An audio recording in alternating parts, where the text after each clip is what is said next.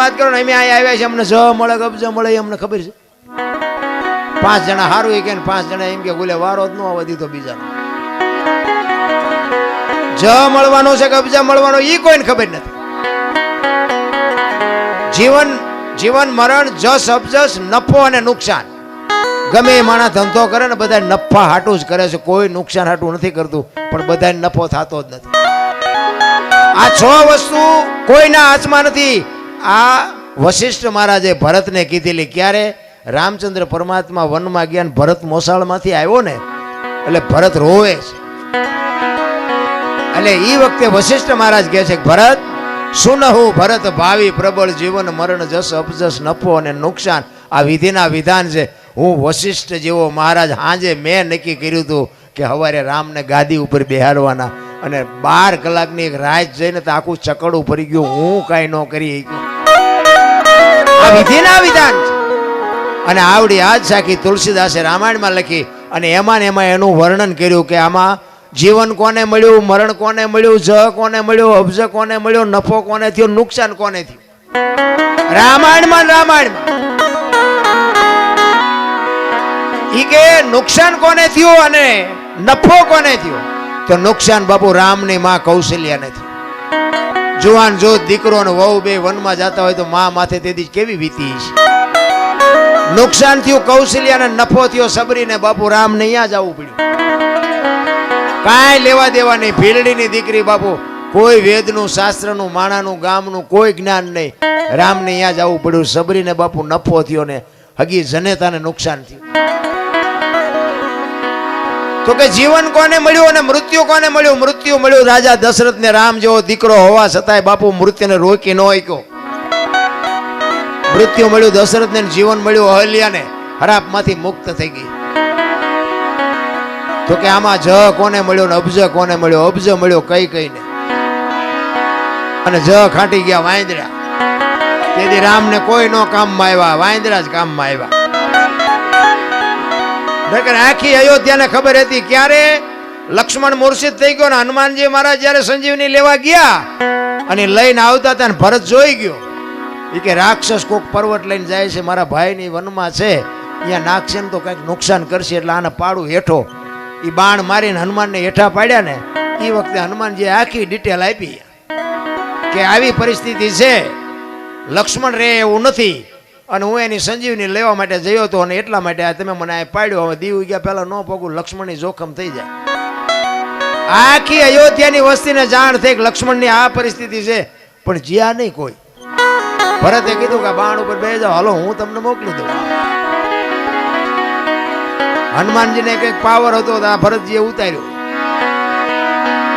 કારણ કે બાપુ વસ્તુ છે ને કઈક છે રામાયણ છે તમને મને આ એક રસ્તો બતાવવા માટેનો ગ્રંથ સીતાજી લક્ષ્મણ રેખા ઓળંગી ગયા અને હરણ થયું મેં કીધું એમ સીતાજીનો બાપુ કોઈ એની માથે દ્રષ્ટિ ન કરી શકે પણ આપણને આ માર્ગ બતાવ્યો છે કે જે બાપુ લક્ષ્મણ રેખા ઓળંગી જાય ને એનું આ દુનિયામાં હરણ જ થાય લખવું હોય તો લખી લેજો પછી બાપને હોય ને દીકરાને હોય ને માને હોય ને વહુને હોય ને દીકરીને હોય મર્યાદા કોઈ મૂકી દે એટલે બાપુ હરણ જ થાય રાવણ મરી ગયા હું માનતા નહીં ગામો ગાયમ છે રાવણ પણ જે મર્યાદા મૂકી દે એટલે આ દુનિયામાં હરણ જ થાય બાકી વાતમાં કાંઈ છે એક સબરીનો પ્રસંગ કહી પછી મારી વાણીને વિરામ સબરી બાપુ હમણાં મેં ગુરુની શિષ્યની વાત કરીને મૂળદાસને હજી સાંભળવાના મૂળદાસ બાપુની વાત લઈ લો હાલો ને પછી સબરીને વાહે રાખો મારે જોકે જ્યાં જઉં છું ને ત્યાં મને 2-3 વખત બેહારી અને કાઢ લે શીખ મારી પાસે શું કાઢવું બધા સાંભળેલો જ છે મને આમાં કઈ નવું તો કઈ છે નહીં એટલે એ તો મને ખબર છે નહીં બોલી શકું કોઈ નહીં બોલે એ ખબર છે પણ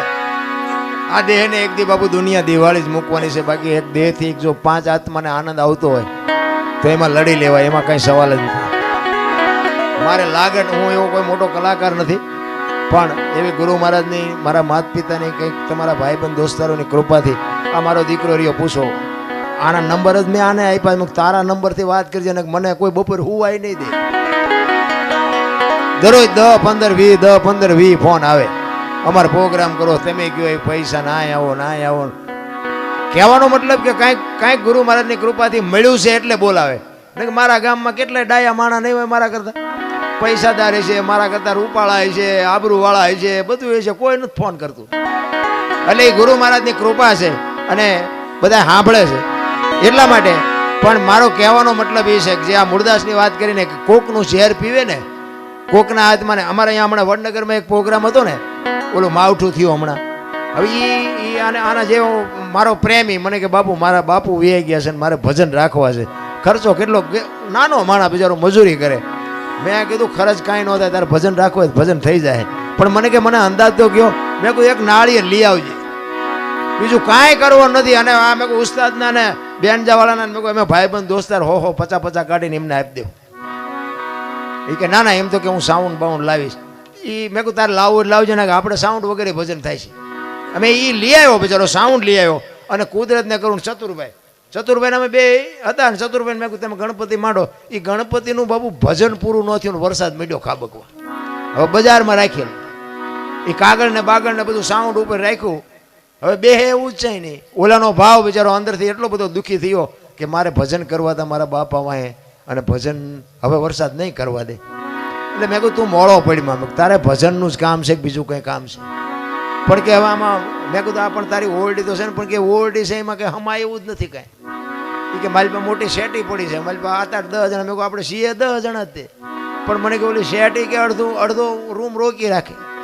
મેં કહું શેટીમાં તમે સડી જઈશું, તમે હેઠા બેસજો. એ કે પણ સાઉન્ડ ક્યાં રાખવું? મેં સાઉન્ડ જોતું જ નથી. અને ચતુરભાઈને તમારે પૂછવું હોય પૂછજો. વગર સાઉન્ડે બાપુ ભજને કર્યા ને થાળે કર્યો ને ધોને કરીને પરભાતી કરીને ઊભા થયા. બાપુ એનું હયું એવું ટાઢું થયું ને કે બાપુ મને એમ હતું વરસાદ આવ્યો એવું ભજન નહીં થાય. કહેવાનો મારો મિનિંગ કે ભાવ છે, પ્રેમ છે, અને અમને આપ્યું એને જો પીરસીને તો અમારા જેવા નમાલાય કોણ કહેવાય ભલા? મારે માણાની કોઈ જરૂર ન હોય. મને તો એવા અધિકારી 5 બેઠા હોય ને એટલે મને એમ થાય શું અમને આપી દઉં. બાકી તો કોઈ બાપુ અમારે અહીંયા કોઈ કોથળા નથી નાખી દેવાના. પણ મારો કહેવાનો મિનિંગ એ છે કે આ કંઈક લેવા જેવું છે, આ કંઈક ખાવા જેવું છે. આમાંથી 2 જણાને મારી વાત ગળે ઉતરે ને એટલે મને એમ થાય કે મારી રાજ સુધરી છે, બસ બીજું કાંઈ છે નહીં. આમાં કોકના જીવનમાં બાપુ કોકના દુઃખમાં જો ભાગ પડાવી શકી ને તો જ મારો નાથ નોંધ કરે. બાકી એમ